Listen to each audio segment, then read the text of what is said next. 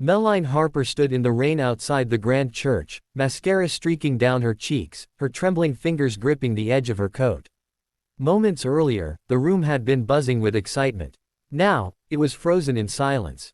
Guests whispered, confused and stunned, as she stood facing the man she was supposed to marry, Charles Monroe, tall, polished, cold. But her eyes were no longer on him. They searched the room, desperate, until they found the man her heart never forgot.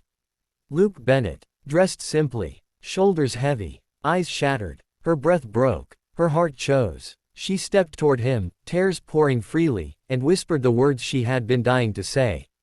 Yours, or no one. If you believe in true love, second chances, and the courage to choose the heart over pride, then stay with this story till the end.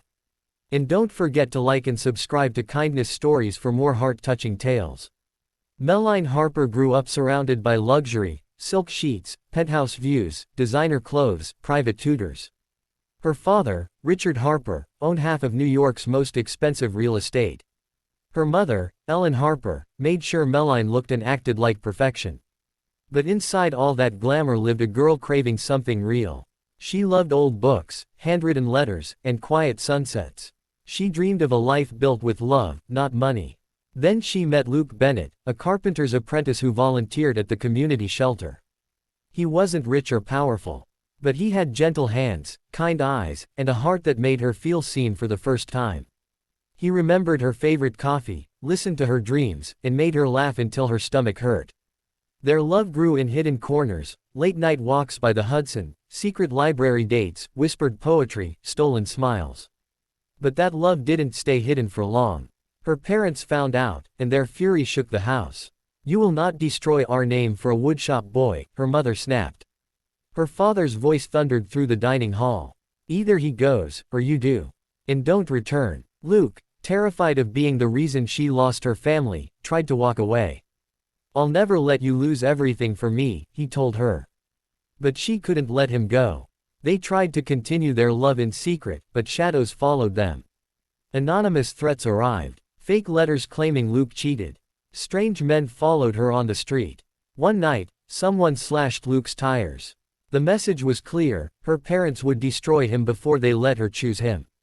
Then Charles Monroe entered her life. The perfect man in the eyes of society. Heir to a tech empire. Ivy League polished. Charming in public, icy in private. One night, he leaned in close. This is a merger, not a marriage. You get status. I get power. We play our roles. She felt trapped, a bird in a cage made of gold. When Luke found out she was engaged, he didn't fight. He disappeared. No calls. No messages. No goodbye. And every day afterward felt like she was slowly fading. On the day of the wedding, Melline felt like she was walking into her own funeral. Music played, guests smiled, chandeliers glowed, but her heart was ashes. Just as the priest prepared to begin the vows, the church doors opened with a soft groan. Heads turned. Gasps spread. Luke stood there, breathless. He hadn't come to win her back. He had only come to see her one last time before letting her go forever. But the moment their eyes met, everything inside her broke loose. Her tears spilled. Her voice shook as she whispered, "I'm sorry." Charles's face hardened. "You dare," he hissed. But she didn't look at him again. She ran down the aisle, trembling, and stopped right in front of Luke. "I may lose everything," she said softly. "But if I can't have love, then what's left?" Then she reached for his hand. "Yours, or no one." That night, they drove away from the city in Luke's beat-up car.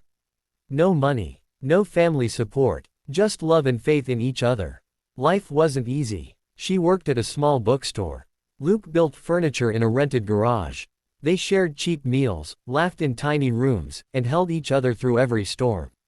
Years passed. Luke opened his own workshop. Melline created a literacy center for kids who never had the opportunities she once took for granted. Her parents eventually tried to reconnect. She forgave them, but she never returned to the life that tried to break her heart. She didn't need chandeliers or marble floors anymore. She had love. She had herself. Sometimes choosing love costs everything. But what it gives, is even more. If this story touched your heart, show some love too. Like this video and subscribe to Kindness Stories for more beautiful tales of courage and kindness.